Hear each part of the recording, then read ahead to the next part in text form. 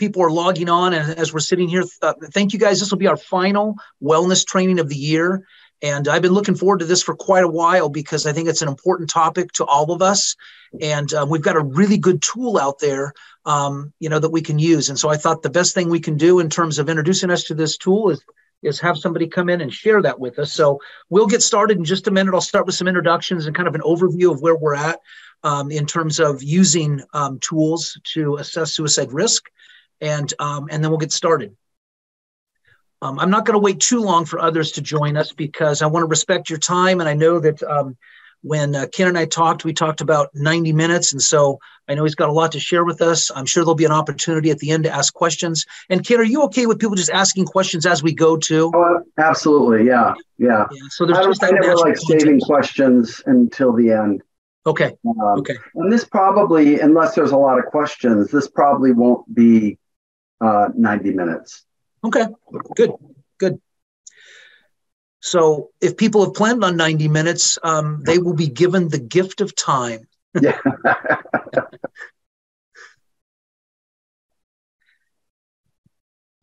So David, who's going to be on this?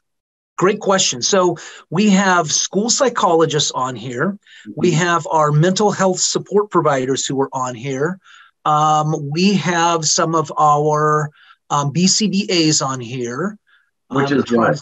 A board certified behavior analyst. So they are specially trained to work with individuals that have challenging behaviors in terms of really analyzing that behavior, understanding that behavior, and then most importantly, putting a plan in place, with teachers and that natural support system within the classroom to help kids, improve that behavior. Gotcha. I'm looking for whoever else we have on here. I think that includes everybody. Yeah, school psychs, mental health support providers, BCBAs. Okay. All right, everyone, it is 1:04, so we're going to go ahead and formally get started. I think we've got 25 people on here. Thank you again for attending this training. I know that in the spring, these are challenging times. There's a lot going on. We're all juggling multiple things. I know for whatever reason, it's only Tuesday, but it feels like Thursday for this week because there's been so much going on already. So the topic today is the Columbia Suicide Severity Rating Scale. And just to give a little bit of background, and then I'm going to introduce our two guests, our presenters. The Columbia has been around for a long, long time. And it's an instrument that has been used in hospitals, agencies, EMS, private practitioners, law enforcement throughout our nation for a long, long time. It is the best evidence-based instrument out there for assessing suicide risk. And as a part of the work in the Fresno County Suicide Prevention Collaborative, of which John, myself, Ken, and Brian, who I'll introduce you guys to in a second, are a part of, there was a resolution passed that we would all countywide use that as a common tool. And the reason for that is so there's common communication, common understanding, common terms being used. That one form that's going from the school to EMS to the either the crisis stabilization center or the emergency department allows for that common communication rather than using different things. So there's a really important reason for us using this. And again, it's evidence-based and it creates that common communication. Every single school district in Fresno County is currently using this with the exception of a couple, and one being us. And that's why it was really important that we bring somebody in that really knows this instrument, has experience with this instrument to really help orient us to this instrument. The other thing I wanted to share regarding the Columbia is that, it's a tool, and it's simply a tool, and it allows professionals to communicate regarding what they're seeing in a particular individual. Julie and Cy developed a tool a few years ago that we have been using, and the feedback on that tool has been very, very good. And the feedback on that tool has been very good, most importantly, because at the end of that tool, it gives you a sense of whether an individual is a low, moderate, or high risk, and then what do you do? And it really outlines things really, really well. And so we know that even though this is the adopted tool within Fresno County, there are a lot of organizations, whether that be law enforcement or whether that be school districts or some private practitioners that are using the Columbia, and I'll just, rather than say Columbia Suicide Severity Rating Scale, I'm just going to, refer to it as a Columbia for the rest of our training. But there are people that have found that it's a good evidence-based tool, but they want something more. So the tool that many of you have been using, we're not throwing that out the window. That's still a useful tool. And for some of you, that really helps you to identify low, moderate, or high, and now what do I do? And so the way I see this, and again, this will be a collective decision that we will make within Clovis Unified, but I see this as a process of incorporating an evidence-based tool with what we're already using. And so, don't feel like you have to use only the Columbia. We want to use the Columbia, but if there's other things out there that make it easier for us to document where a kid is at and to communicate where that kid is at as we hand that kid off to somebody else, then, we need to do that. So our presenters, Ken Katz, I met Ken about, probably about 7 years ago. And it's interesting how you orient to time. For the next 40 years, we will orient to 2020 through 2022 as that COVID window, right? And so in Clovis Unified around suicide, we sort of orient to the 2016-2017 school year, which is when we had a cluster of suicides within Clovis Unified, and the Fresno County Suicide Prevention Collaborative was born out of that. And so that's where I met Ken. I met Brian Bishop at the same time. Ken is currently working as he coordinates all of the social, the health, behavioral health, and social service programs for American Ambulance. And he provides, trainings throughout Central California in terms of first responders to mental health clinicians in areas of crisis intervention, critical incidents, stress management, suicide prevention, mental health law. Prior to this work that Ken has done, he has been worked as a police officer, retired as a parole agent. And so there's a passion in his heart for those first responders and making sure that they are equipped to do the work they need to do around, mental health support. And Ken is also a licensed clinical social worker. So he's got that background also. Brian Bishop, I had to actually ask his title, and he's communications coordinator for Department of Behavioral Health. And again, I've known Brian for about the same amount of time. I've never known his exact title. I just know he's the guy that makes everything happen. He's the guy that sends out communications. He's the organizer. He's the one that, keeps the wheels rolling. So Brian is recording this. We will be using this as a training in other places throughout Fresno County. So I'm thrilled that, that we will have this as a resource.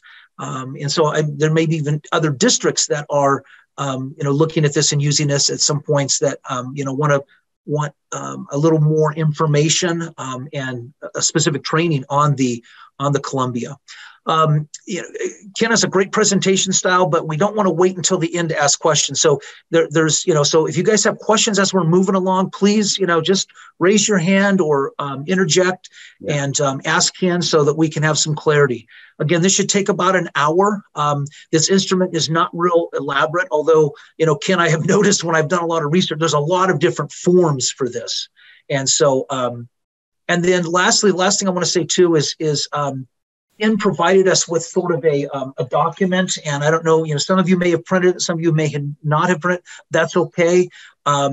Sandy has emailed that to you, so you can use that now as we're going through this, or use it later. But I just want to let you know too that there's that document that Sandy emailed out to you guys as a resource. So, Ken, anything else that I need to say to kind of set this up? No, but they'll want that handout for the test that follows the presentation. Yes, yeah. And if you don't pass the test, you don't get out of this Zoom meeting alive, right? No, I think that's good, David. Thank you. All right. Ken, you should have screen sharing privileges. We checked it, and I did. I do.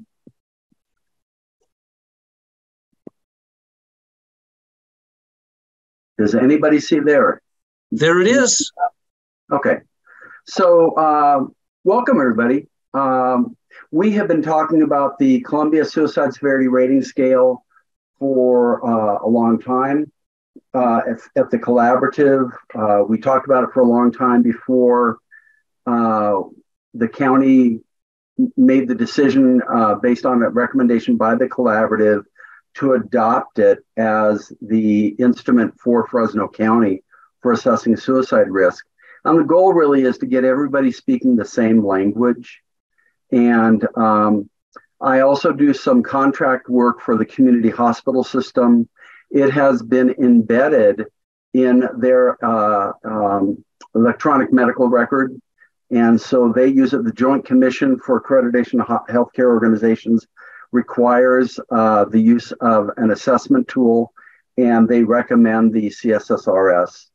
I also do some consulting for the National Park Service, and they're currently adopting it as a tool for assessing suicide risk within national parks, both for guests as well as for employees. So let's get started. And as David said, please jump in. Don't send a chat note because that'll distract me more. Just unmute yourself and say, hey, I have a question or a comment, and that will work for me. However, what's not working is the advance. Oh, there. I guess I have to do it differently. Is this this is the second page. Okay. So just, I wanted to give some background first, and I don't think I need to sell anyone on the level of concern of the degree of the problem. But according to the Centers for Disease Control, I was really surprised that almost 16% of high school students and 8% of college students in the US have seriously considered suicide. Nearly 10% of high school students attempt suicide each year. Think about the number of kids at your school site or in your district, and what's 10% of that? Suicide is the second leading cause of death among youth ages 10 to 24. And according to the World Health Organization, around the world, suicide is the leading cause of death of adolescent girls. So let's talk more specifically about the CSSRS, and I'm going to be incorporating other information. This is probably going to be review for everybody, but we're going to talk a little bit more about assessing risk within the context of the CSSRS. But it was designed specifically and developed by Dr. Kelly Posner out of what's called the Lighthouse Project out of Columbia University. I actually had the opportunity to do some work with her. I was at a law enforcement training in Washington, D.C. last year for the National Park Service, and we brought her out to do a training on the CSSRS. And it was nice to meet her and kind of see where she was coming from in her development. But she has really devoted her life to this instrument. One of the things that I like about, or a number of things I like about the CSSRS, is that it is very efficient. It asks 6 questions in terms of assessing suicide risk.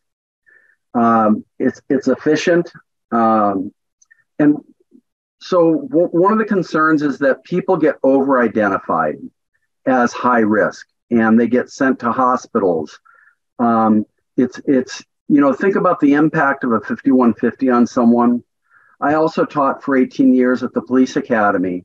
And you know that kids that had been placed on a 5150 as youth were less likely to be able to even be accepted to the police academy or be hired as a first responder in their futures. So and when I teach crisis intervention to law enforcement, that's another point I tried to make, is the impact of placing someone on a hold. I know that we're addressing an immediate concern, but if we're over-identifying, what's the impact of that hold on this person downstream, later in their life? It is free. There's no cost to using it. There's no license to get to use the CSSRS. Universal, it can be used for anybody, any age. It's used all around the world. It's been adopted by the U.S. Department of Defense, the Department of Interior, Department of Health and Human Services. It's been adopted by many states. It's in at least 40 or 50 languages. So it is pretty universal. And I think the other thing that I really like about it is that it is evidence-based. And when you use an instrument that is evidence-based, you get some protection from liability. And I'll be very honest, I really liked the tool that David sent me, the tool that was developed internally at Clovis Unified. It is a little bit more complicated than the CSSRS, but I really like the tool. And I like that you get a score and it guides you to what level of intervention the student should get. But one of the differences to me between the CSSRS and that tool is that the CSSRS is evidence-based. And again, it just gives you some cover from liability. It's a tool designed to assess suicide risk. As we talked about, only 6 questions. The first 5 questions address the presence of suicidal ideation and its severity. And the 6th question looks at suicide-related behavior. I already talked about that it's evidence-based, all ages, and David mentioned that it was adopted back in 2019 by the County of Fresno at the Board of Supervisors. So one of the things that I think is important is that we understand definitions when we talk about suicidal ideation or preparatory acts or suicide attempt and so on. So I just briefly want to go over those. I think suicidal ideation is pretty basic. It's, a wish to die or having an active thought of killing oneself. Have they started with a passive ideation? Have they moved to more active ideation? Then the intensity of the ideation and so on. And then preparatory acts, anything that someone does to prepare, whether it's maybe collecting pills or gaining access to a gun or getting a plan to get access to a gun, getting ammunition and so on. Those would all be considered, even writing a note or a will can be considered a preparatory act. And then suicide attempt. A suicide attempt does not have to be lethal. The most important key when we look at an attempt is, was there intent? I-N-T-E-N-T. So if there is anything beyond 0 intent, it would be considered a suicide attempt, if that makes sense. So it does not have to be lethal. If that person believed it was lethal and their intent was to die, then it would be considered an attempt. Interrupted attempt is when someone's doing something, they're going to jump off a building, they're going to use a gun, and someone interferes with or interrupts that attempt. And then an aborted attempt is where I'm going to do something, but for whatever reason, I change my mind and I don't follow through. And then lastly, non-suicidal self-injurious behavior. I'm sure you're all familiar with that. Cutting on oneself, the self-mutilative behavior, which is rarely suicidal behavior. It's rarely associated with high risk. I worked at Fresno Community Hospital and then later CRMC for many years. And we used to get a lot of people sent in on holds for non-suicidal self-injurious behavior. And we generally would drop those holds because it's rarely actual suicidal behavior and there's rarely high risk associated with it. And if anyone wants to comment on anything I'm saying or sees it differently, please jump in. I will not be offended at all. Obviously, and I'm preaching to the choir, but I do this presentation to other non-mental health groups. But the interview should be done for it to be successful. there should be some demonstration, expression of empathy and concern. One of the issues I see a lot with law enforcement when they're doing these suicide risk assessments is they're used to collecting information to write a report, to document a report. And they often do this in more of an interrogative style. And these kinds of assessments are much more productive when they're done more as an interview or a discussion versus an interrogation. And I think we would all agree that there is a lot of stigma associated with mental health. And there's also a lot of stigma associated with suicide. And I am absolutely not pro-suicide, but I am anti-stigma. And it's that stigma that often stops people from even telling someone they're suicidal or seeking help for themselves. So I really encourage us to speak openly and frankly about suicide, about mental health concerns, and focus more on our concern about someone's safety. So we already talked about the instrument has 6 questions. It rates suicidal ideation with in terms of increasing severity from a wish to die to an active thought of killing oneself with intent and a plan, or with a plan and intent. What I like about the tool or the instrument is that it includes not only questions that you can ask, these specific questions, but it also gives you some definitions that are under the questions. And I mentioned the questions already embedded in the instrument. And as any kind of suicide risk assessment, of course, the best person to provide information is the person that's subject of the risk assessment. But we are not restricted to only those individuals, whether it's a teacher or a parent, a sibling, wherever that information can come from. But obviously, the best source is going to be the individual. Hey, Tim, I just wanted to interject for just a minute, too.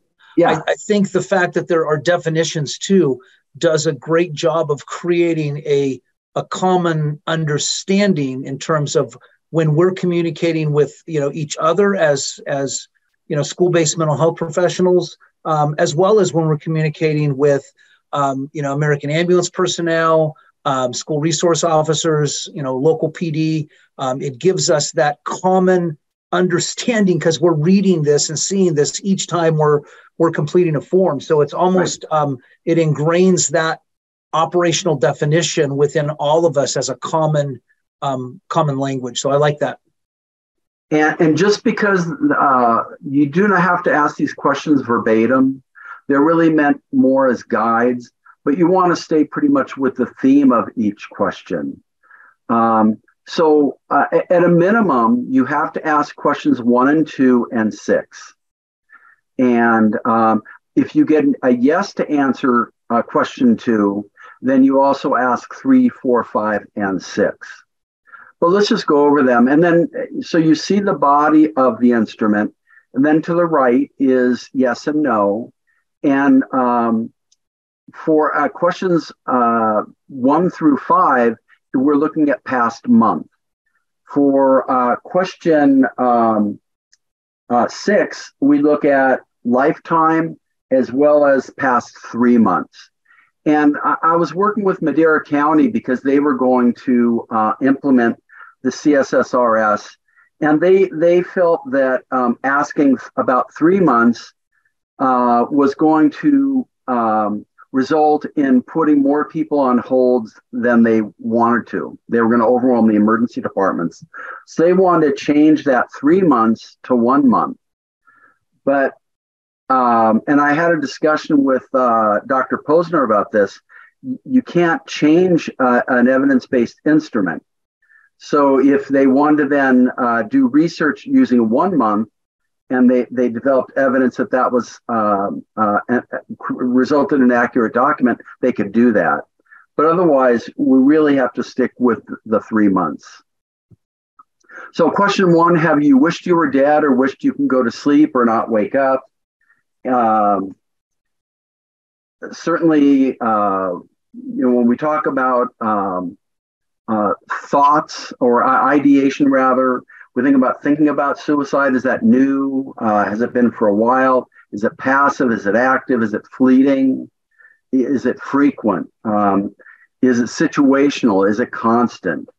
But so if you wished you were dead or wished you could go to sleep and not wake up. And then have you actually had any thoughts of killing yourself? So regardless of the answer to question 1, if you get an affirmative or a yes to question 2, then you have to do 3, 4, 5, and 6. So going on to question 3, have you been thinking about how you might do this? And so now we're talking about thoughts and methods. So again, when we think about thoughts, frequency, duration, ability to control intensity, thoughts about how, what method, thoughts about intention, details of the plan. What does it tell us when someone does not have a very detailed plan versus someone that has a very elaborate detailed plan? Obviously, the person with the more elaborate detailed plan has spent more time thinking about it. But not only is it detailed, is it developed? Is it thought out? Is it lethal? Do they have access to the means? Is it realistic? What's their general impulse control? Or what are things that influence their impulse control? Things like drugs or alcohol. Are there mental health considerations? So these are all things that should be in our minds when we're asking these questions about thoughts. So again, have you been thinking about how you might do this?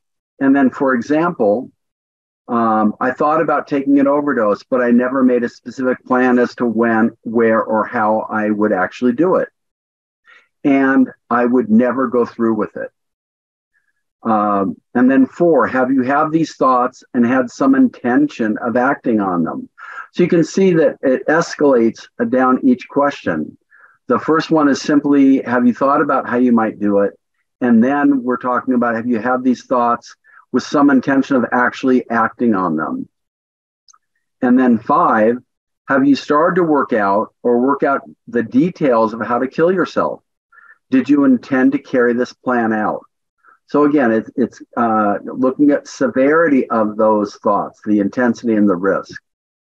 And then finally, have you ever done anything, started to do anything, or prepared to do anything to end your life? So partly we're looking at preparatory acts. So yes or no, have they done anything? And by the way, again, that's lifetime and then the last 3 months.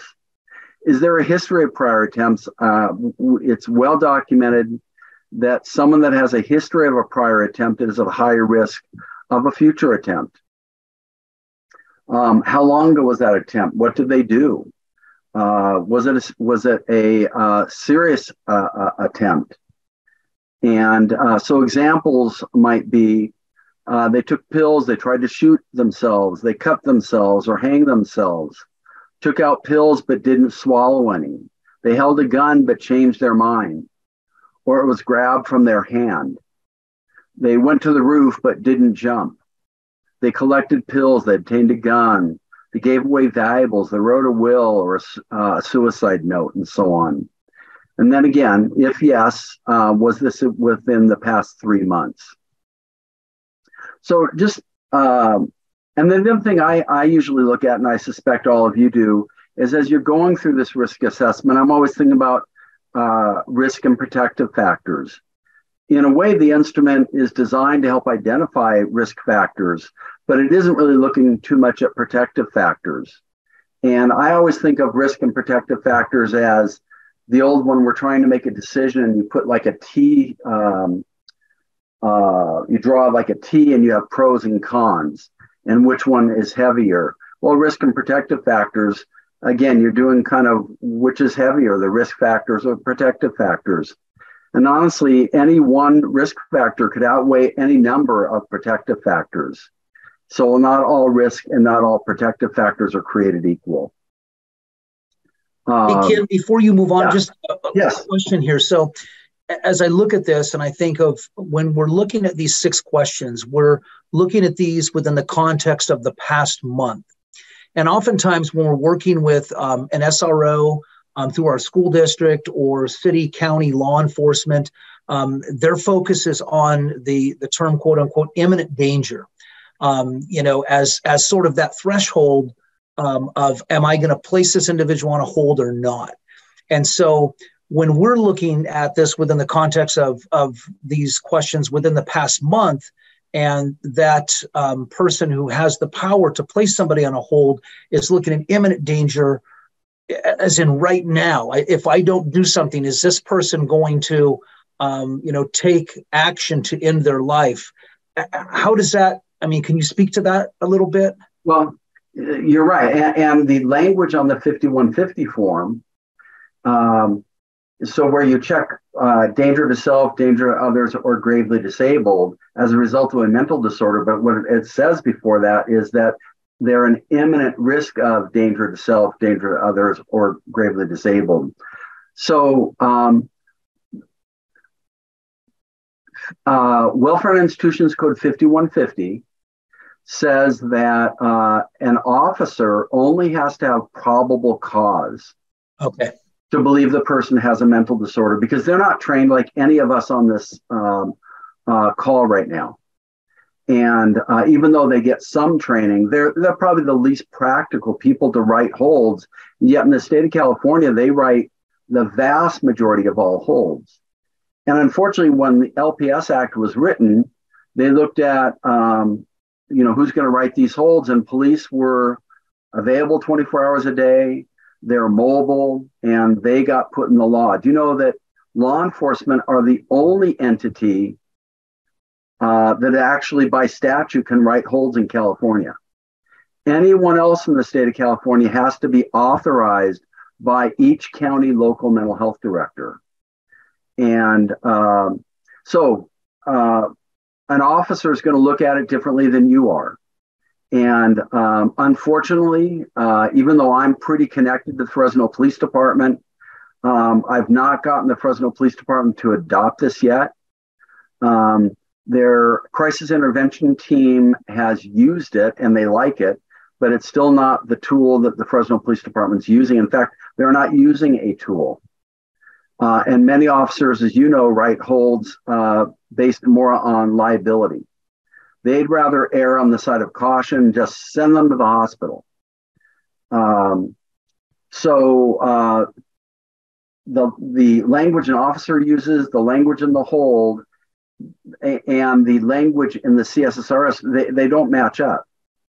And that's just, that's unfortunate. I think what's important for school site people, and I don't work in a school site, although I did many years ago, but I don't work in a school site now, is that I think it's our job to, while the officer has to do their own assessment, and they have to do a face-to-face assessment, it's still our job, if I did the risk assessment, that I want to share as much as I can about the risk assessment and explain how I came to this conclusion. And that conclusion may be that I don't really think they warrant a hold, or it may be that I think that they do. But regardless of what you think and what you say, officers are going to make their own decision. And I can't speak really to, I cannot speak to the Clovis Unified Police officers. They did attend a number of years ago. I ran a 40-hour crisis intervention course for law enforcement, and Clovis Unified sent a number of their officers to it. And we did cover back then mental health law and suicide risk assessment, but that was a handful of officers, and that was a number of years ago.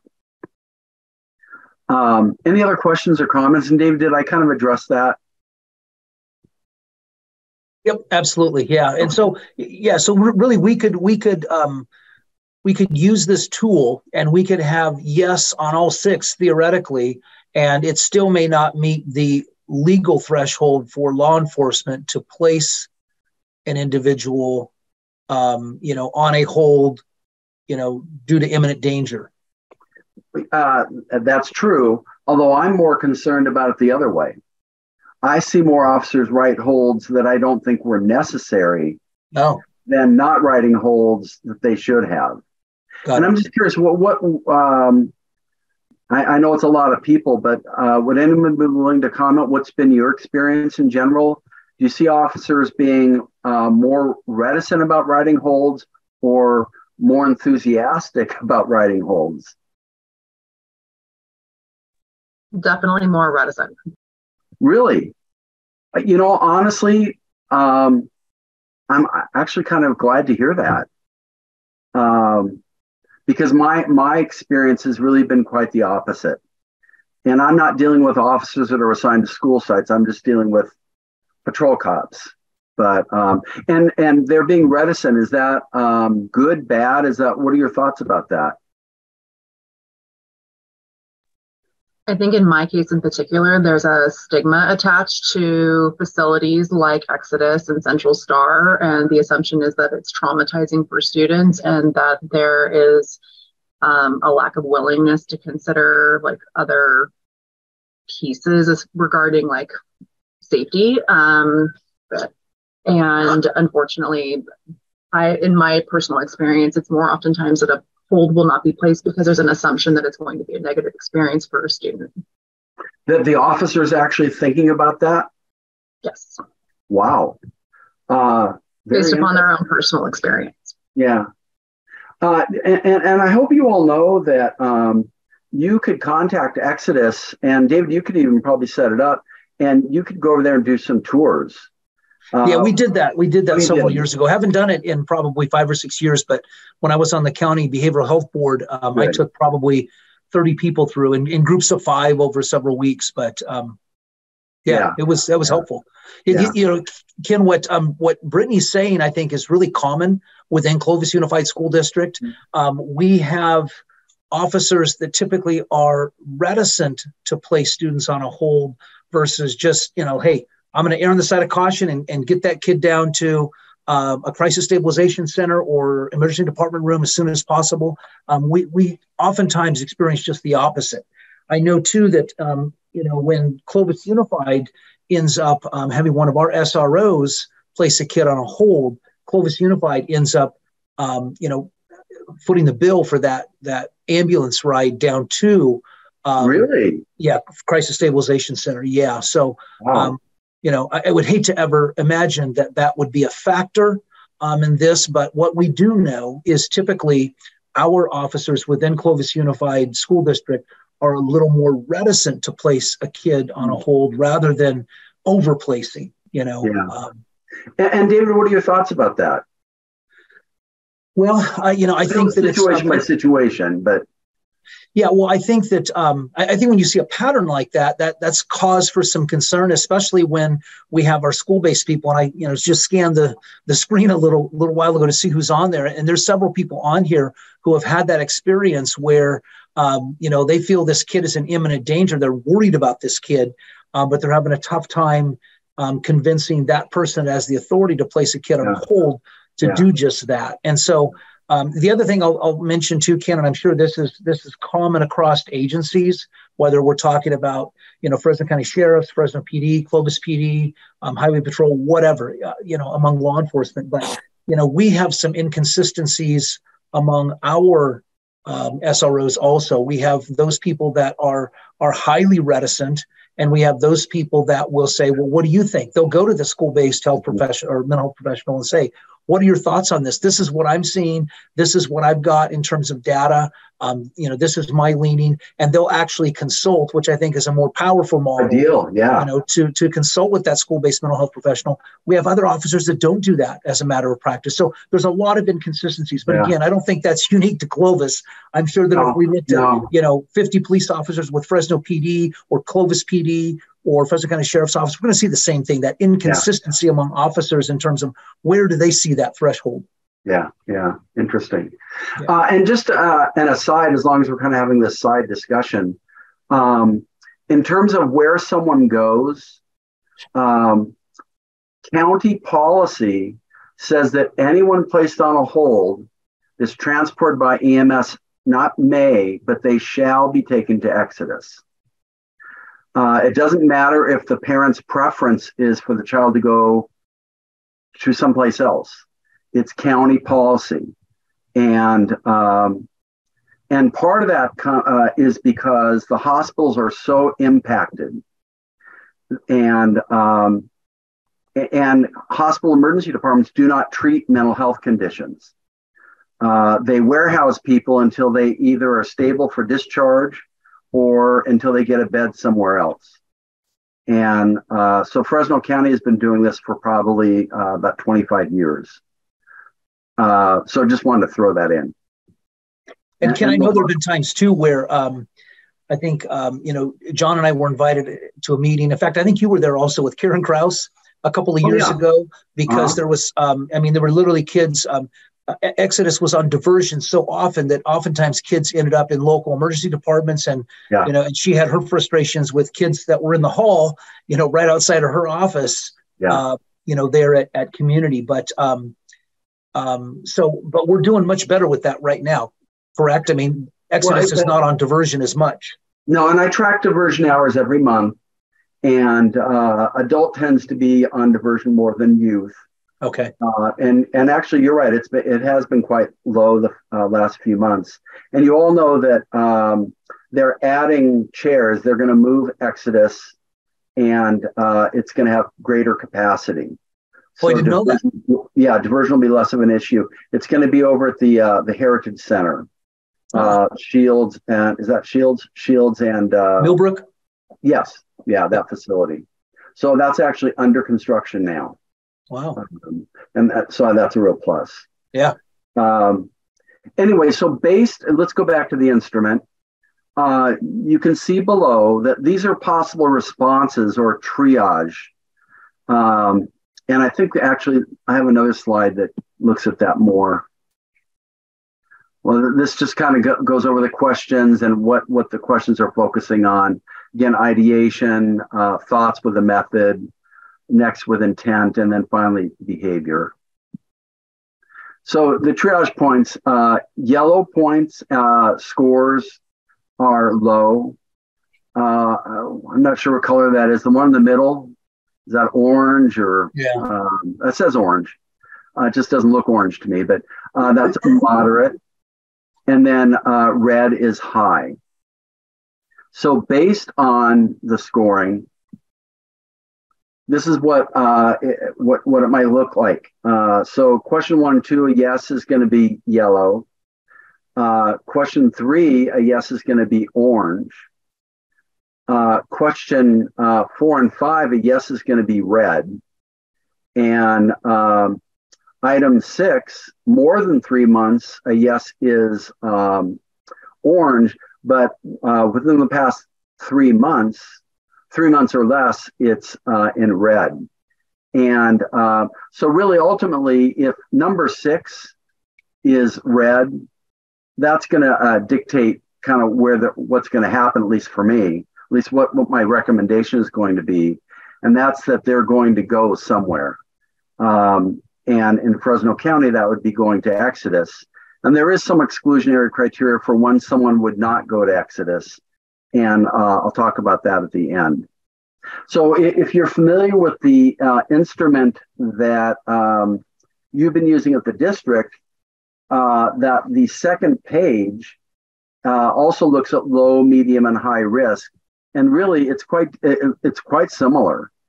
And the recommendations are quite similar. It's just that you're getting there based on a score versus yes and no's based on high, medium, or low risk. If that makes sense.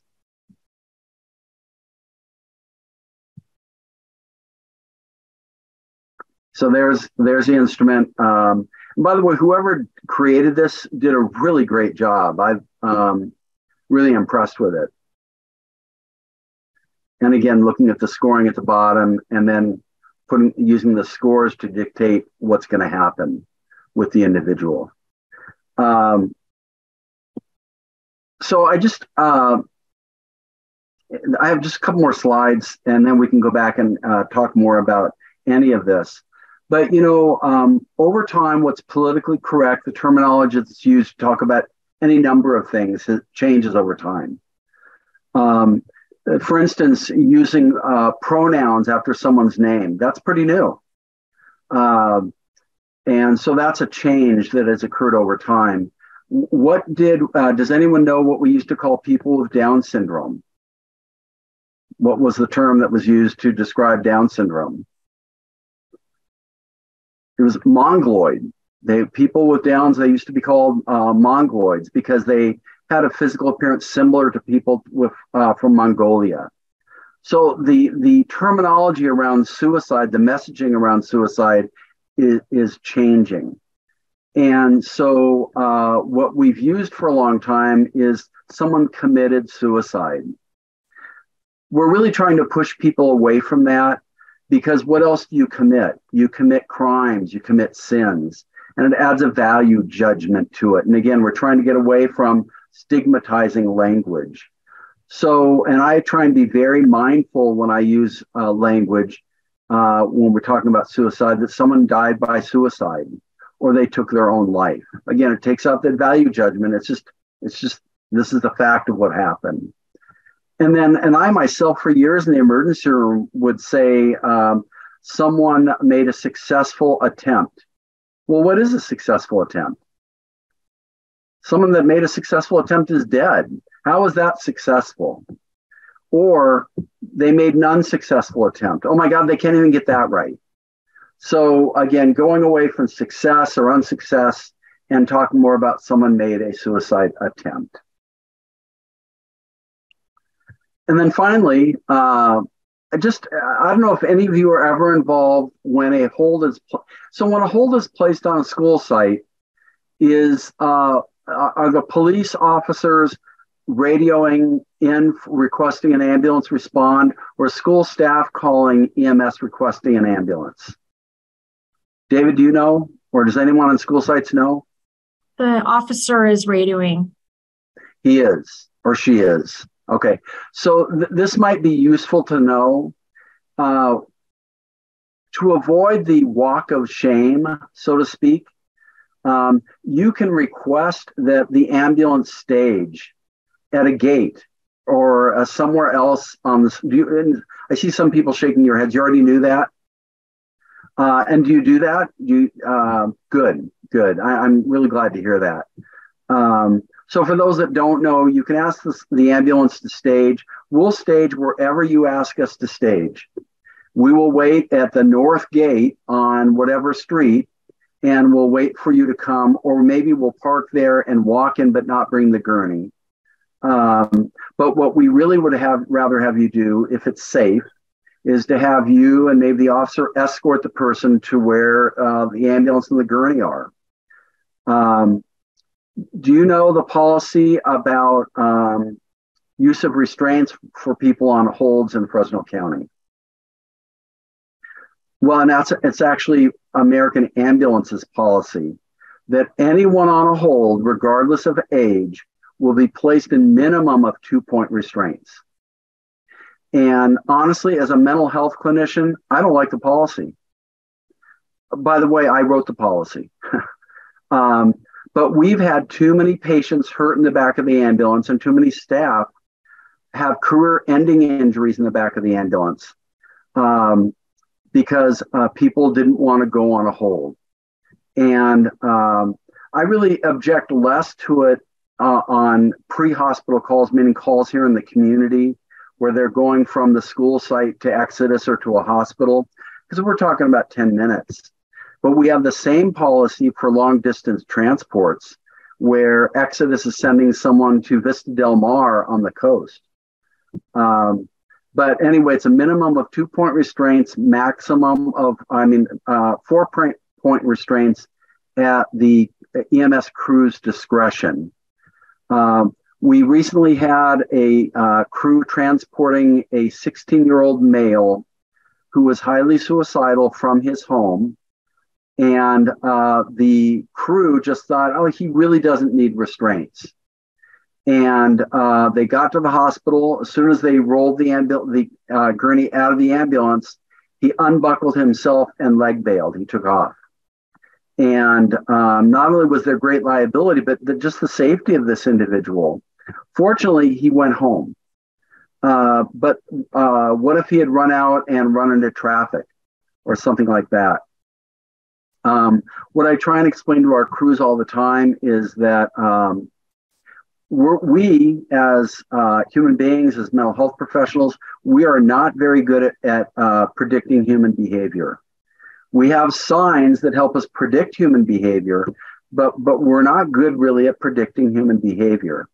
And then you add on the possibility that the person lives with a mental illness, or maybe has made a decision that they want to die, or they maybe have alcohol and drugs on board that influence the degree of their impulse control. So when we came up with this policy to restrain people, we vetted it through the Fresno County Department of Behavioral Health. David, we were talking about Dwan earlier. That included Dwan and Susan. We vetted it through the County Behavioral Health Board. We vetted it through NAMI California, NAMI Fresno, and we NAMI'd it. We vetted it through all the hospitals. And so we didn't just willy-nilly establish this policy. We really put a lot of thought into it. And really both patient and crew safety were the driving force behind that policy. So that's kind of my presentation. What the website says and what Dr. Posner says about the CSSRS is that to use it does not require any training. So you got a little bit of training, although again, it's not required to use it. And it's designed for professionals to use, and it's designed for lay people to use. And David commented earlier, and David, I don't know if it was before we actually got started or if it was after we got started in your intro, but there are a number of forms of the CSSRS. The one that we endorsed at the county level, and the one that most organizations are using, is what's called the screener. And that's what you have here is the screener. There are some that are much more elaborate. There are some that are used for research, some that are used for psychiatric inpatient units. But the one that we're recommending for use is the screener. And it's the 6 questions. But there are some that have many more questions and much more elaborate scoring and so on. So just any questions, comments, any suggestions that I could take back to the system? I sit on there is a quarterly 5150 work group. In fact, David or Jonathan, you might be interested in that work group. And it's mostly hospitals and law enforcement and EMS that sit at that. But we talk about everything 5150 on a quarterly basis, and it's sponsored by the Hospital Council. So I'm glad to take any feedback or questions at all. So does anyone have anything about the system, about the CSSRS, about what EMS is doing or not doing, anything at all? I have a quick question. When looking at the triage points and the risk levels, just in regards to the triage protocols, what would be an example of the behavioral health referral or the consider consultation, like mental health professional in an educational setting? So the educational setting might be a little more challenging for me, but a behavioral health referral is going to be, in general, that they see a mental health clinician, a mental health provider. And I'm not sure within the school setting who that would be. But maybe it's not going to occur in the school, but the recommendation as the individual leaves it that they're going to see someone, that they don't warrant imminent care, they don't warrant transport or going to Exodus, but that they probably would benefit from seeing a clinician. And then the behavioral referral and consideration for consultation, that's looking more at safety. And I would see that occurring more at the school site. And I'm not sure, again, within your school sites or at your district, I think you all would be able to answer that better. Who's ultimately going to make that assessment of safety precautions? I have a feeling that's going to be law enforcement. but I would hope that you would be making a recommendation as well, so that law enforcement, if you leave law enforcement to make the decision by themselves, they're going to make the decision by themselves. While we can't guarantee the law enforcement's going to listen to you, I'd rather have you making a recommendation than being silent. And if you think recommendation A and B is what should happen, I hope that you would not only recommend that to the officer, but that you would document somewhere that that was your recommendation. But Jonathan or David, I'd rather have you step in here. Yeah, John may have some thoughts on this too, but we had a situation. This is going back many, many years ago, and we had a student at the intermediate level that was experiencing a true psychotic break, and this student was transported from home. This student had a history of mental illness in the family. In fact, brother ended up killing a sheriff's officer up in the foothills, and every time I go up to Shaver Lake, I see that sheriff's officer's name on a green sign honoring that highway. And so, student was transported from home, and I don't remember who was running the crisis stabilization center at the time, but they made a recommendation for a short-term placement. Student was transported out of town. I believe student was there for 2 weeks. Came back to see their psychiatrist here. Psychiatrist said this kid is ready to go back into school. The very first day that student was back in school, I was getting all kinds of calls, emails. Teachers were very concerned that this kid was not ready to be back. And so I met with administration. We even involved our attorney at the time. And we felt that this student was not ready to be back within an educational setting, even though the psychiatrist felt that the student was. And so the decision we made at that point in time was to conduct an evaluation on this student to see if they were eligible for special education supports and services due to an emotional disorder. And we did not allow that kid to come back to school. So I think what's interesting here is, as educators, the educational venue is that's our world. That's the world we live in. And we have to ensure a safe learning environment for that particular student as well as other students. And so, we may make a decision sometimes that is different than the decision of a private, mental health support provider, such as a psychiatrist. But, in those times too, we're always going to, collaborate with others. John and I are always available for consultation. If any of you want to, run your ideas by us in terms of what you're seeing.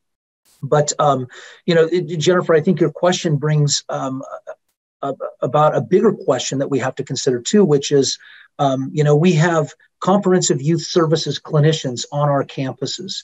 We have DBH clinicians on our campuses. We have All for Youth clinicians on our campuses. And so do we need to, perhaps when we rewrite these MOUs, include some language in there about these kids that may be suicidal that we have done a suicidal risk assessment on, but they may not merit a mandatory hold, but we're concerned. And is there a way we can streamline them to one of these, agencies that are working in our schools to provide some short-term or even, longer-term support? So. That help, Jennifer? Yes, thank you so much. Sure. As I don't know how many of you are licensed clinicians, but one of the things that licensed clinicians are often expected to do, and it's good to document, is get consultation. And so I think whether it's relying on each other, whether it's turning to David or Jonathan, but getting consultation is always helpful. And I think also that can strengthen your case when you're talking to an officer that, hey, this isn't just me. I've talked to so-and-so, and this is kind of our group recommendation. I'm a little distressed about some of what you've described about the great variability within officers and officers that are willing to work with you versus officers that don't. And by the way, we see this in every agency.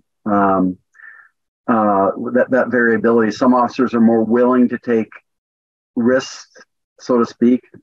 But I would sure hope that you're having conversations with their leadership, and maybe even having meetings with that department, and because you're all serving the same people, the same kids. I don't know how realistic that is, but that would obviously be hopefully helpful.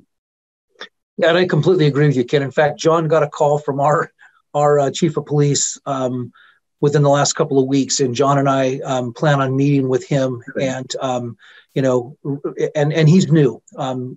We had Jerry and Cherokee for many years, and now Lee Mayberry is our current chief of police. But so, Ken, with all of your work within the law enforcement community, any suggestions for us in terms of breaking in with, and again, we need to start at home. We need to start with our own, Clovis Unified School Resource Officers. But any, maybe we should take you with us. I'd be, and in fact, I know Lee. He's been around a really long time. Yeah. And I think he's a pretty reasonable guy. Yes, absolutely. He's a big guy. Yep. But I think pretty reasonable, and I'm encouraged that he wants to meet, that he reached out, and I'm always glad, just with being a clinician with law enforcement experience. But I suspect that you and Jonathan would do fine. It's just kind of hopefully getting them on the same page. Right. Ultimately, it's still going to be officer to officer. But if you could work with the department to get them to at least see where you're coming from, and your staff are doing a thorough assessment, and that it shouldn't be discarded, that hopefully they're considering it. And in fact, the law now requires anyone that's authoring a hold to take into consideration information from other parties, including your staff. I don't know what form. The 5150 form was updated in 2018, and not all agencies are using an updated form. But the updated form actually has a place where they're supposed to document what information they got and who did they get it from. And I'm trying to remember I think it's maybe, I can get you the resource. I know Clovis PD and Fresno PD have updated their 5150 forms. I don't know if Clovis Unified has. Yeah, that would be great to know that. Yeah, I can send you a copy of the form and the citation in the law. Cool. Yeah. Thank you, Ken. Yeah. Anything else? Whether it's about EMS or the CSSRS at all? Well, so, Ken, I have another question too. Yeah. I hate to keep asking all the questions, but another thing that I wonder about sometimes too, and again, this is, I have not worked on a school site now since 2019 was the last time I was on a school site. So, so my information really is coming secondhand from the people that I work with and communicate with regularly. But I know that there was a period of time, and we're going back, sometime now, a year, maybe 2 years ago, where Exodus, which is our county crisis stabilization center, was often on diversion. Yeah. And so my understanding was sometimes when American Ambulance would contact Exodus and find out they were on diversion, then their position after that was to take the individual to a local emergency department. Is that accurate? It's not only accurate, it is the only alternative if Exodus is on diversion. So what the crew's expected to do is just prior to departing the scene, the school site in your case, right? They radio in and ask what Exodus's current status is, and they're either open or on diversion. If they're open, they go to Exodus. If they're on diversion, then technically it is the patient choice or the guardian choice. It's not the closest hospital. It's not CRMC. It is choice. Just like if you were a patient getting a ride in an ambulance, it is always patient choice. The only time we remove that choice is by county policy when someone's on a 5150.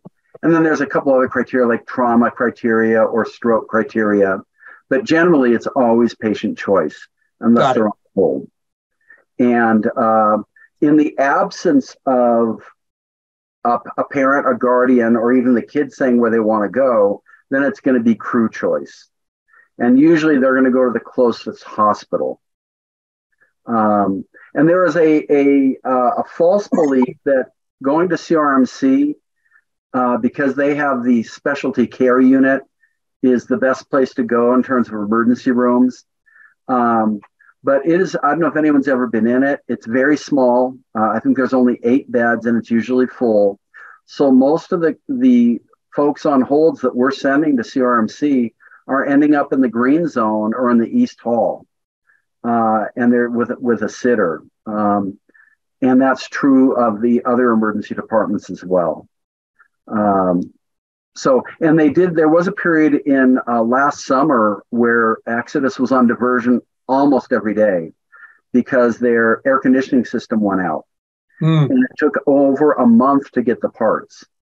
And so they were on diversion nearly constantly, but that was really a fluke. And the other thing that happens is they'll be open at the time we depart, but by the time we arrive at Exodus, they've gone on diversion. So that does happen sometimes. And by the way, one other thing related to the question is Exodus has a right to refuse people. So one of the exclusionary criteria for youth is if the youth has used any alcohol or drugs at all. If they're under the influence at all, the Exodus will refuse them. Adults, they'll take under the influence of alcohol and drugs. If they have a cast, because a cast can be a weapon. If they're on crutches, the crutches could be a weapon. If they have any medical devices, do they take medication, like narcotic medication for pain? Because Exodus doesn't carry those medications. So there are criteria where Exodus does refuse them. And at that time, then it reverts to, again, patient or family choice in terms of what emergency room they're going to go. We don't say, oh, Exodus isn't taking you, you're free to go. Then we just go to an emergency room. Yeah. So Ken, I know this has come up recently a couple of times. So just playing out a scenario. We have a student on campus. We have a school-based mental health professional that has interacted with that kid. They're using the Columbia. They determine that this kid, meets criteria, and so they consult with the school resource officer. The school resource officer says, "Oh yeah, this kid clearly meets the criteria for imminent danger." They radio for an ambulance.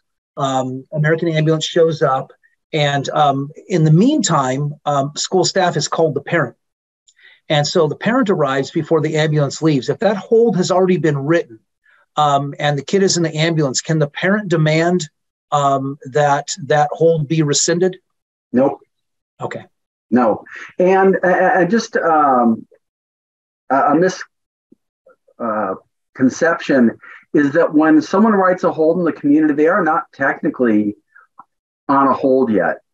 That piece of paper is really a ticket to ride. It doesn't not become a hold until a receiving facility exits an emergency room and either an emergency room doctor or a mental health professional reviews it and determines they do indeed meet the criteria as documented in the hold, and then it becomes a hold. Oh. The time starts when it's written in the field because it's a 72-hour hold. But as you know, a lot of times holds get discontinued at receiving facilities, more commonly at emergency rooms than at Exodus, to the point where Dewan and Susan have instigated a lot of review processes to make sure that hospitals are not discharging people too quickly. One of the complaints officers voice all the time is that they've written a hold on someone and the hold is dropped before their shift is over. Yep. And but on the other side, the hospital's job by law is if the person doesn't meet criteria, they can't hold them. And so one of the things that we tell officers or people that author holds is, if you don't give the hospital something to hang their hat on, in terms of the meat in the hold itself, you're making it very difficult for the hospital to make that decision to hold them. Mm-hmm. And by the way, you can send additional documentation along with the hold.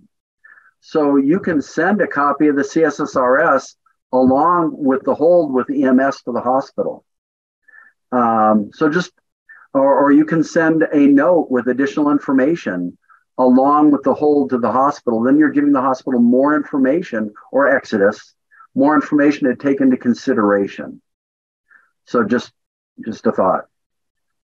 Yeah, so really, Ken, best practice is for us, if we're using the Columbia, for us to, make a photocopy of that for our records and send that original, with the EMS, with American Ambulance, so that they have that information to review at Exodus. Yeah, or again, Exodus or the emergency room, and it doesn't matter who gets the original. But as long as a copy would be very helpful. Yep. And again, even more helpful is any kind of a note with additional meat, additional concerns about why you think this person should be on a hold. And you can have that go even if it is different than what the officers documented on the hold. Mm-hmm. If that makes sense. Yeah. Well, and we've had some of our own people. Say that again? We've even had some of our own people, phone Exodus and say, I know that this student was transported. I know you can't share any information with me. I'm not asking for any information, but I would like to share some additional information. And they will typically, take notes. We've had people call Exodus and share additional information, either en route or once the kid has gotten there, but within a short period of time of that hold being placed in the field. Yeah, and that's very helpful. And the same could be true as a note. I've gotten many of those calls at hospitals from a family member and so on, and I may not have time to take all the notes. But again, whether it's in writing or that call, that is absolutely helpful information. And that has to be taken into consideration when they're making their determination. Mm-hmm. Cool. All right. Any other questions from anyone?